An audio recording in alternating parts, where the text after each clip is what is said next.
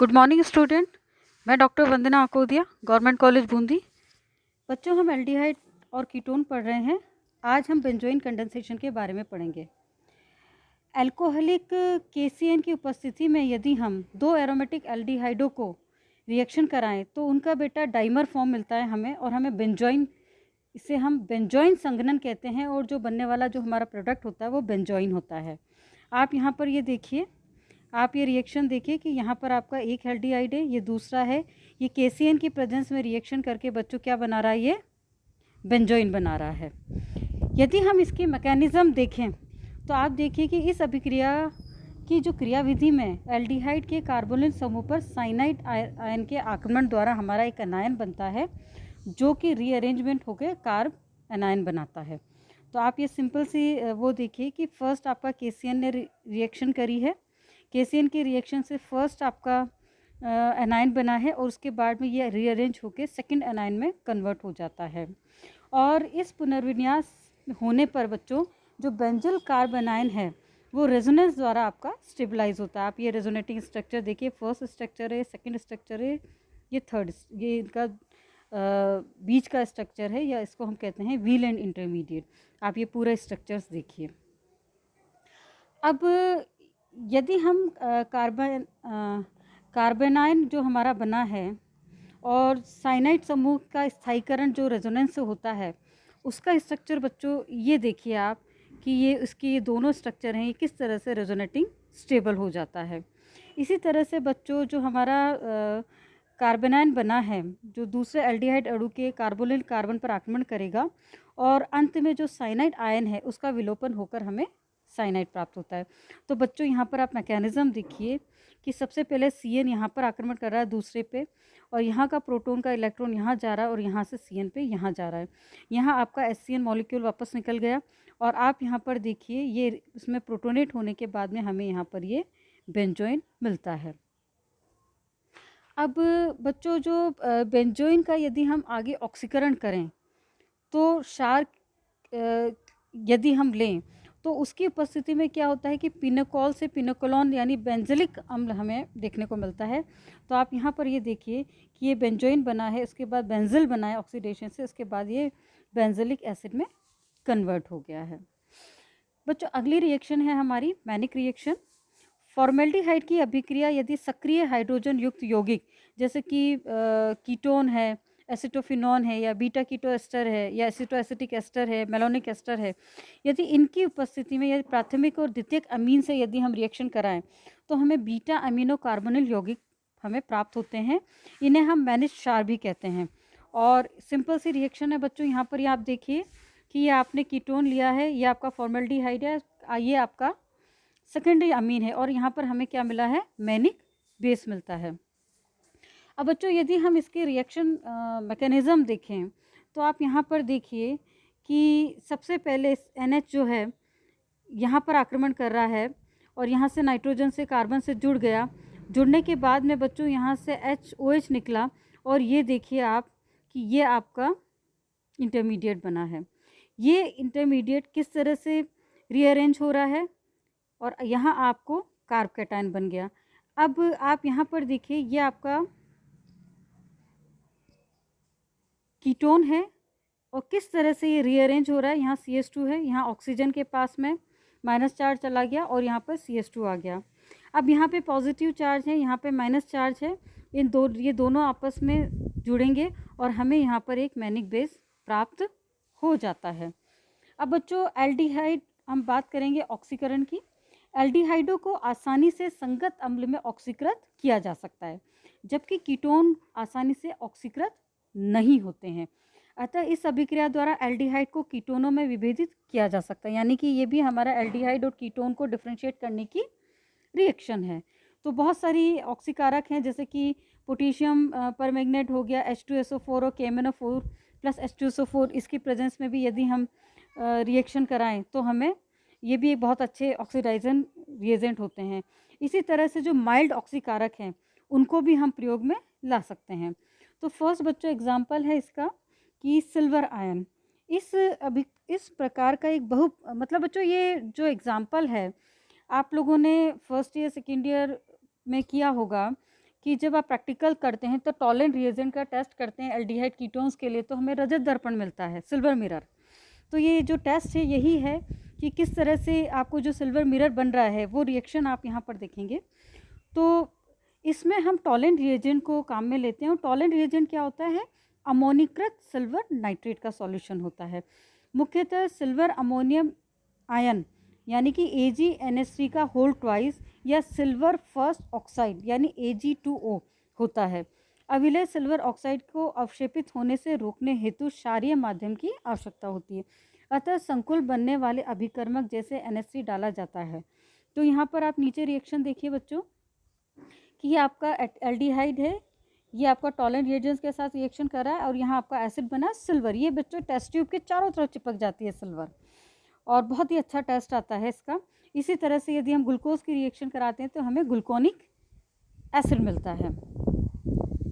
अब यदि हम इसकी एप्लीकेशंस देखें तो बच्चों जो इस अभिकर्मक की एक महत्वपूर्ण उपयोगिता क्या होती है कि ये द्विबंध पर अप्रभावी होता है, अतः जितने भी अनसेचुरेटेड अम्ल होते हैं उसका निर्माण हम आसानी से कर सकते हैं। यानी कि हमें यदि अल्फ़ा बीटा अनसेचुरेटेड एसिड्स बनाने हैं तो हम क्या करेंगे, अल्फ़ा बीटा अनसेचुरेटेड एल्डिहाइड लेंगे, जिनकी हम टॉलेंट रिएजेंट से रिएक्शन करा के टॉलेंट रिएजेंट से प्रेजेंस में हम इसका ऑक्सीडेशन करवाएंगे, उनको अल्फ़ा बीटा अनसेचुरेटेड एसिड प्राप्त होगा। इसी तरह एक्रेल्डिहाइड जो है उसकी यदि हम वापस से टॉलेंट से कराएं तो हमें एक्रिलिक एसिड हमें देखने को मिलता है। अब बच्चों नेक्स्ट आता है फेलिंग सॉल्यूशन या बेनेडिक्ट विलियन। ये भी आप लैब में अंदर प्रैक्टिकल करते हैं। तो जो फेलिंग व बेनेडिक्ट विलियन मुख्य रूप से क्यूप्रक आयन के संकुलन होते हैं, और आपका जो फेलिंग ए सॉल्यूशन होता है बच्चों कॉपर सल्फेट का जलीय विलयन होता है, जबकि आपका जो फेलिंग बी है वो NaOH plus sodium potassium tartrate, इसको रोशन सॉल्ट भी कहते हैं, इससे बना होता है। और फेलिंग ए और बी दोनों को मिलाने पर हमें गहरा नीला रंग प्राप्त होता है, जिसको हम हमारा जो भी कंपाउंड है उसमें डालते हैं। उसके बाद कॉपर सल्फेट जो है आपका NaOH से रिएक्शन करके CuOH का होल ट्वाइस और Na2SO4 बनाता है। अब जो आपका ये सेकेंडली इस पर रिएक्शन करेगा, यहाँ ऑक्सीडेशन हो रहा है और हमें रेड वो एसिड बन रहा है, साथ ही हमें जो रेड कलर का PPT मिलता है बच्चों वो हमें Cu2O बनने की वजह से मिलता है। इसी तरह से बच्चों यदि हम कीटोन्स की बात करें तो आप ये देखिए कि जो कीटोन का ऑक्सीकरण जो है इन अभिकर्मों के द्वारा नहीं हम कर सकते हैं, लेकिन यदि हमको यदि हम ऑक्सीडाइजिंग रिएजेंट्स लें जैसे कि K2Cr2O7 की हम H2SO4 की प्रेजेंस में रिएक्शन कराएं, या KMnO4 की H2SO4 की प्रेजेंस में रिएक्शन, या HNO3 की प्रेजेंस में रिएक्शन कराएं, और लंबे समय तक हम उसको गर्म करें तो हमें ज़रूर एसिड्स मिलते हैं और इसमें हमारा क्लीवेज हो जाता है। तो आप यहाँ पर देखिए कि सिंपल सी रिएक्शन है, हमने एसीटोन का ऑक्सीडेशन कराया तो हमें एसिड मिला, एक फॉर्मिक एसिड मिला है, दूसरा में एसिटिक एसिड मिला है। यदि हम साइक्लिक कीटोन की KMnO4 के साथ रिएक्शन कराएं तो हमें एडिपिक एसिड मिलता है। इसी तरह से आप एसिटोफिनोन की रिएक्शन कराने पर भी हमें बेंजोइक एसिड प्राप्त होता है। अब बच्चों अगला है हमारा पोपोफ नियम। उसका फर्स्ट ये है कि यदि कार्बोनिल समूह के समीपवर्ती भिन्न एल्किल समूह उपस्थित हों तो वह अल्फा कार्बन जिस पर कि कम हाइड्रोजन युक्त हो उसको ऑक्सीकृत कर देते हैं। जैसे कि आप यहाँ पर ये देखिए CH3CO है, तो यहाँ पर इसका ऑक्सीडेशन हो जाएगा CH3COH और हमें इस तरह से मिलेगा। और यदि दोनों अल्फा कार्बन पर समान हाइड्रोजन परमाणु उपस्थित हो तो कार्बोनिल समूह उस एल्किल समूह से जुड़ता है जिसमें कार्बन परमाणु कम होते हैं। यानी कि आप ये देखिए कि इस पर्टिकुलर एरिया में हम देखेंगे इसका ऑक्सीडेशन कराते हैं इस एसिड का तो हमें ये मेजर प्रोडक्ट के रूप में मिलता है और ये हमें माइनर प्रोडक्ट के रूप में मिलता है। अगला ऑक्सीडेशन है बच्चों सेलेनियम ऑक्साइड का ऑक्सीकरण। यदि एल्डिहाइड व कीटोन जिनमें कि मैथिल या मैथिलिन समूह कार्बोनिल समूह के समवर्ती होते हैं ऑक्सीकृत होकर ये डाई कार्बोनिक यौगिक बनाते हैं। यानी सिंपल सा SiO2 से कराई तो हमें ग्लाइऑक्सिल मिल रहा है, इसी तरह हम एसीटोन से करा रहे हैं बच्चों तो मिथाइल ग्लाइऑक्सिल मिल रहा है, और यदि हम साइक्लिक कीटोन लेते हैं तो साइक्लोहेक्सेन 1,2 हमें डायोन प्राप्त होता है। अब बच्चों इसकी मैकेनिज्म आप ये देखिए C≡CH2 इस तरह से किस तरह से इसका ये रेजोनेटिंग स्ट्रक्चर बन रहा है। अब आप यहाँ देखिए Sc2 वाटर से रिएक्शन करके इस तरह से बनाएगा और ये हमारा जो रिएजेंट बना है ये इस पर अटैक करेगा। तो बच्चों अब आप यहाँ पर ये देखिए कि इसमें किस तरह से रिएक्शन हो रही है। अब यहाँ से इलेक्ट्रॉनिक मूवमेंट देखिए, कैसे इलेक्ट्रॉन यहाँ से यहाँ शिफ्ट होंगे और हमें इस तरह से 2 CO ग्रुप हमें मिल जाते हैं। अब अगली रिएक्शन है बच्चों बेयर विलीजर ऑक्सीडेशन। जनरली हम पर अम्लों से ऑक्सीकरण द्वारा कीटोन एस्टर में या उनके जल अपघटित उत्पाद बनाते हैं। यानी कि आप यहाँ पर ये देखिए, हमने पर एसिड लिया है, सबसे पहले ये आपका एक एस्टर बनाया है जो बाद में फर्दर हमारा किस में कन्वर्ट हो रहा है, हमारा एसिड के अंदर कन्वर्ट होता है। इसी तरह से बच्चों यदि पर अम्ल के रूप में सर्वप्रथम हम कैरो अम्ल क्या होता है H2SO5 का उपयोग करते हैं, परंतु अब अलग अलग प्रकार के, मतलब पहले तो बच्चों अपन इसको यूज़ करते थे मगर अब हम अलग अलग तरह के यूज़ करते हैं, जैसे कि पर बेंजोइक एसिड, पर एसिटिक एसिड और ट्राईफ्लोरो पर एसिटिक अम्ल हम यूज़ कर रहे हैं। अब बच्चों फर्स्ट एग्जांपल हमने यहाँ पर लिया है, ये हमारा 5 मेंबर रिंग है जो 6 मेंबर में कन्वर्ट होगी। ये हमारा एक एस्टर, यहाँ पे एस्टर का फॉर्मेशन हो गया है। यदि हम इसकी मैकेनिज़्म देखें तो आप यहाँ पर ये देखिए कि सबसे पहले आपका जो पर एसिड है उसमें से प्रोटॉन निकल जाता है और आपको ये मिलता है।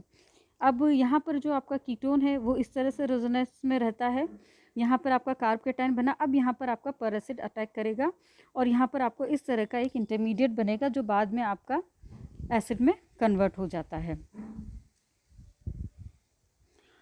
अब बच्चों इसमें oxygen atom generally introduce toward bulky group. अब जनरली जो आपका जो ऑक्सीजन है वो उसका प्रवेश सामान्यतः उस ग्रुप की तरफ होता है जहाँ की बल्की ग्रुप होता है।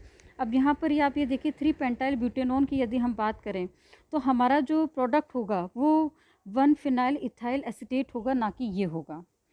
अब बच्चों बात आती है रिडक्शन की, तो यदि हम अल्कोहल में इनका अपचयन हो जाता है आसानी से तो एल्डिहाइड जनरली रिड्यूस होकर प्राइमरी अल्कोहल और कीटोन जनरली रिड्यूस होकर सेकेंडरी अल्कोहल बनाते हैं। और यदि हम कैटलिस्ट देखें तो इसमें generally lithium aluminium hydride and sodium borohydrate की हम इसमें रिएक्शन देखते हैं। तो सर फर्स्ट आप ये देखिए कि आपने इसका रिडक्शन करवाया है तो एल्डिहाइड से हमें प्राइमरी अल्कोहल और कीटोन से हमें सेकेंडरी अल्कोहल मिल रहा है।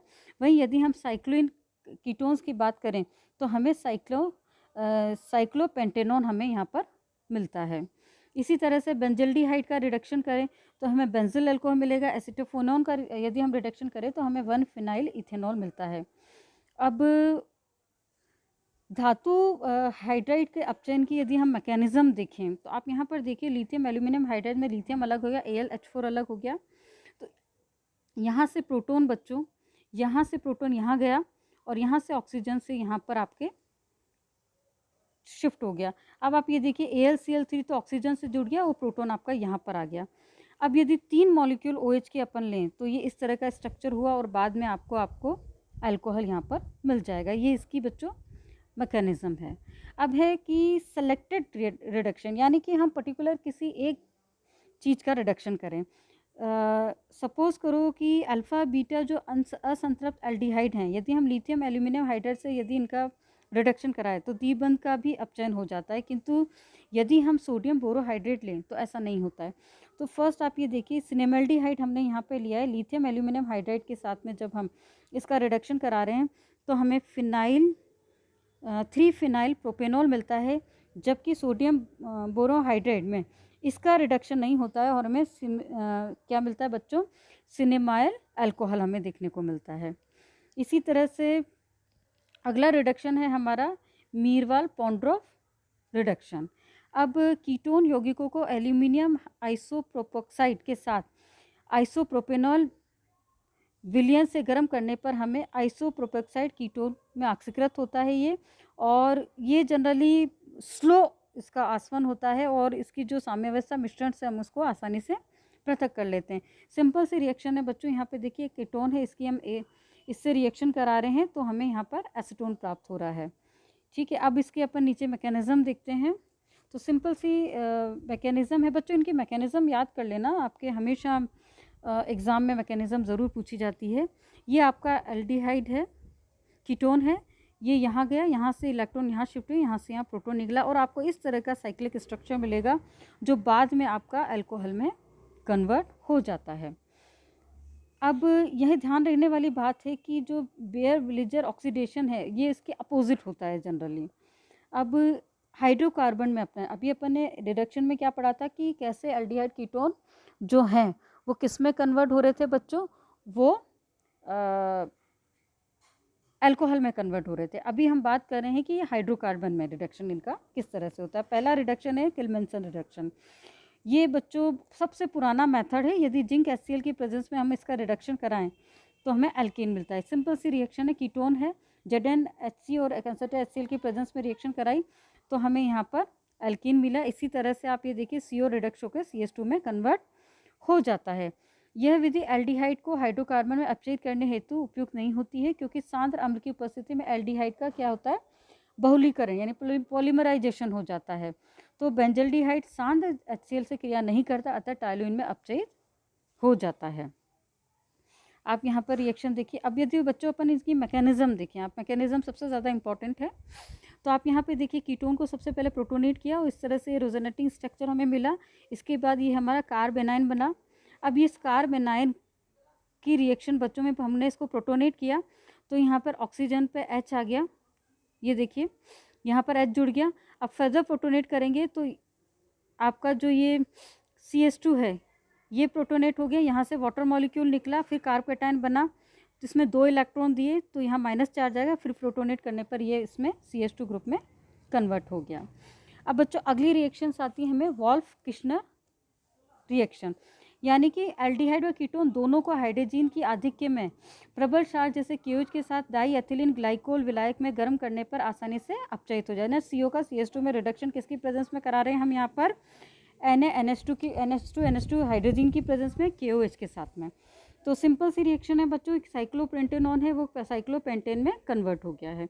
आप इसकी मैकेनिज्म देखिए। सबसे पहले कीटोन हाइड्रोजन से रिएक्शन करके हाइड्रोजन बनाएगा, इसको ये इस तरह से रेजोनेटिंग स्ट्रक्चर है। जब ये वाटर से रिएक्शन करेगा तो आप यहाँ पर देखिए यहाँ NH2 रह गया और यहाँ प्रोटॉन चला गया। अब यहाँ से यह नाइट्रोजन निकल जाएगा, नाइट्रोजन निकलने के बाद यहाँ माइनस है, जैसे ये प्रोटोनेट होगा ये CH2 में कन्वर्ट हो जाएगा। तो बच्चों ये तो बात करी है अपन ने कि किस तरह से एल्डिहाइड कीटोन्स में कितनी भी नाम रिएक्शन जो इंपॉर्टेंट रिएक्शन थी वो सारी मैंने आप लोगों को पढ़ाई है। साथ में इसमें एल्डिहाइड और कीटोन्स में किस तरह से हमें ऑक्सीडेशन और रिडक्शन के अंदर वेरिएशन देखने को मिलता है वो भी मैंने आपको समझाया है। नेक्स्ट क्लास हमारे लास्ट टॉपिक बचा है, फिर हमारा एल्डिहाइड कीटोन फिनिश हो जाएगा। तो मैं उम्मीद करती हूँ कि आप लोग सब इसको ध्यान से पढ़ेंगे और जो चीज़ समझ में नहीं आएगी वो आप मुझसे पूछ लेंगे। धन्यवाद।